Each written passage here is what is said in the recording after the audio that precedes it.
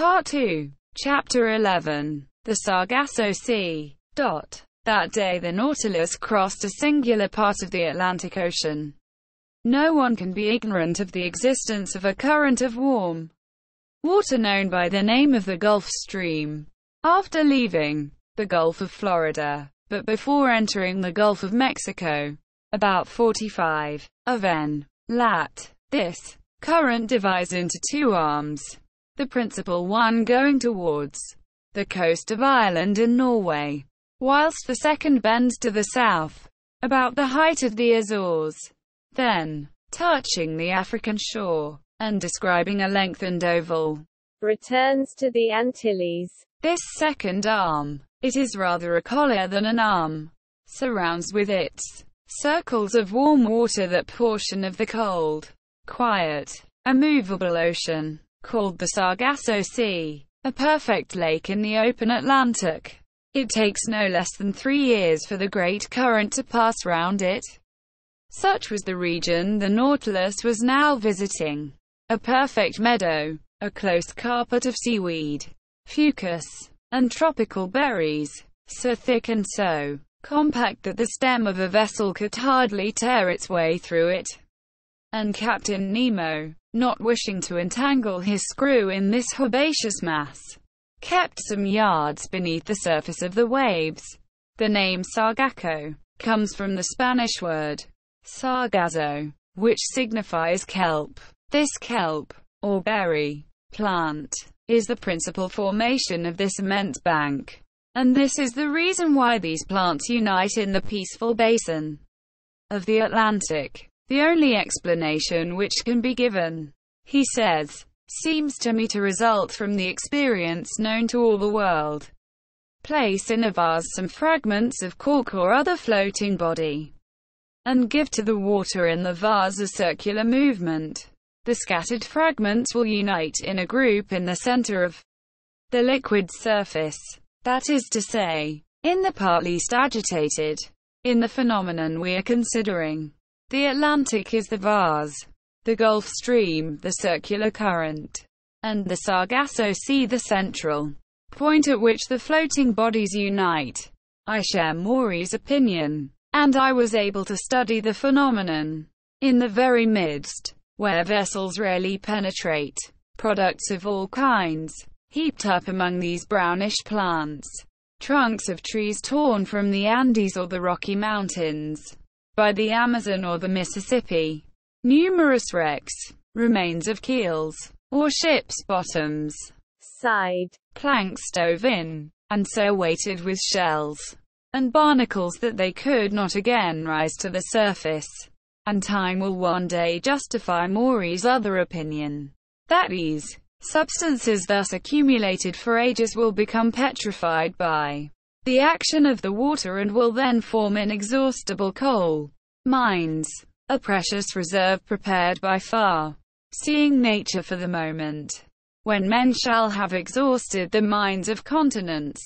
In the midst of this inextricable mass of plants and seaweed, I noticed some charming pink halcyons and actiniae, with their long tentacles trailing after them, and medusae, green, red, and blue. All the day of the 22nd of February we passed in the Sargasso Sea, where such fish as are partial to marine plants find abundant nourishment.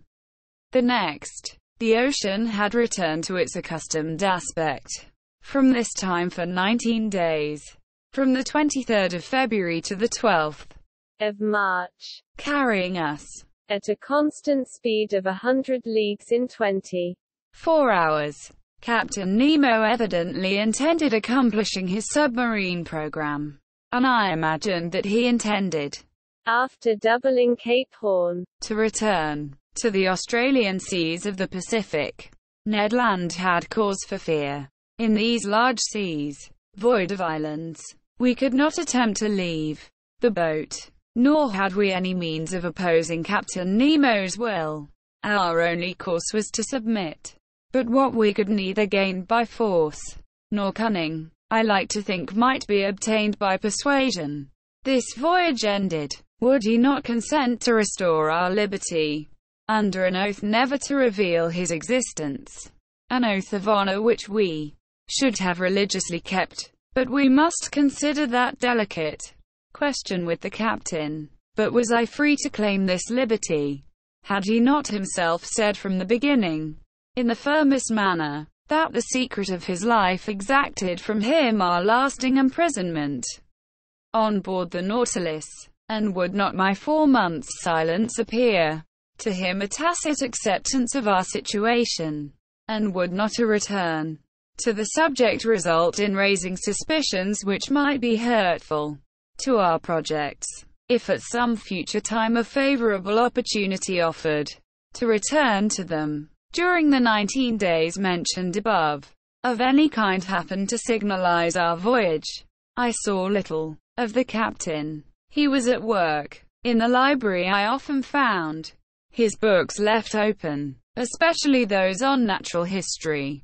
My work on submarine depths, conned over by him, was covered with marginal notes, often contradicting my theories and systems. But the captain contented himself with thus purging my work. It was very rare for him to discuss it with me. Sometimes I heard the melancholy tones of his organ, but only at night, in the midst of the deepest obscurity, when the Nautilus slept upon the deserted ocean. During this part of our voyage we sailed whole days on the surface of the waves.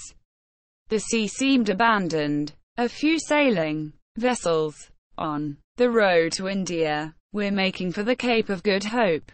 One day we were followed by the boats of a whaler, who, no doubt, took us for some enormous whale of great price.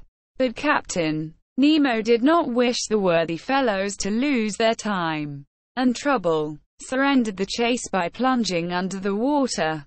Our navigation continued until the 13th of March. That day the Nautilus was employed in taking soundings, which greatly interested me. We had then made about 13,000 leagues since our departure from the high seas of the Pacific.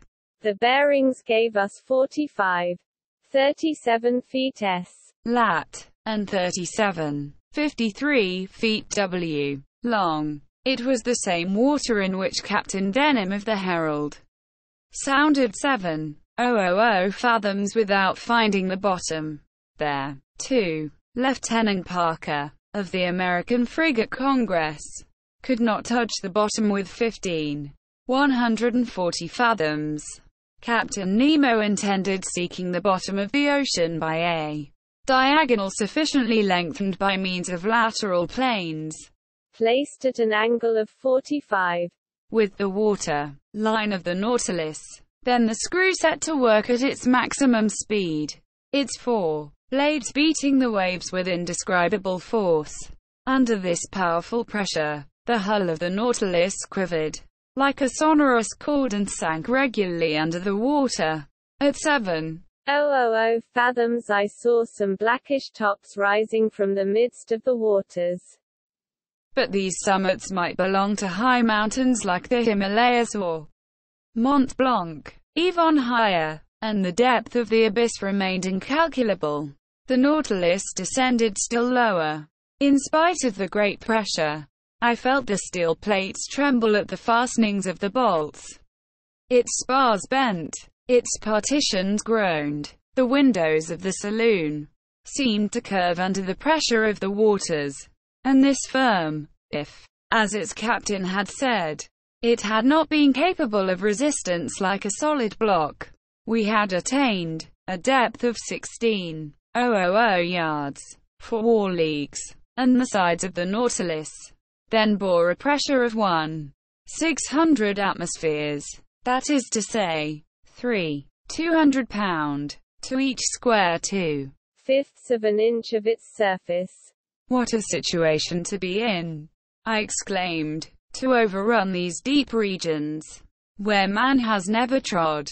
Look, Captain, look at these magnificent rocks. These uninhabited grottos. These lowest receptacles of the globe, where life is no longer possible. What unknown sights are here. Why should we be unable to preserve a remembrance of them? "Would you like to carry away more than the remembrance?" said Captain Nemo. "What do you mean by those words?" "I mean to say that nothing is easier than to make a photographic view of this submarine region." When, at Captain Nemo's call, an objective was brought into the saloon, through the widely opened panel, the liquid mass was bright with electricity, which was distributed with such uniformity that not a shadow, not a gradation, was to be seen in our manufactured light. The Nautilus remained motionless, the force of its screw subdued by the inclination of its planes. The instrument was propped on the bottom of the oceanic sight, and in a few seconds we had obtained a perfect negative. But, the operation being over, Captain Nemo said, "Let us go up. We must not abuse our position, nor expose the Nautilus too long to such great pressure." "Go up again," I exclaimed. "Hold well on." I had not time to understand why the captain cautioned me thus. When I was thrown forward onto the carpet, and its blades raised vertically, the Nautilus shot into the air like a balloon, rising with stunning rapidity, and cutting the mass of waters with a sonorous agitation. Nothing was visible, and in 4 minutes it had shot through the 4 leagues which separated it from the ocean, and, after emerging like a flying fish, fell, making the waves rebound to an enormous height.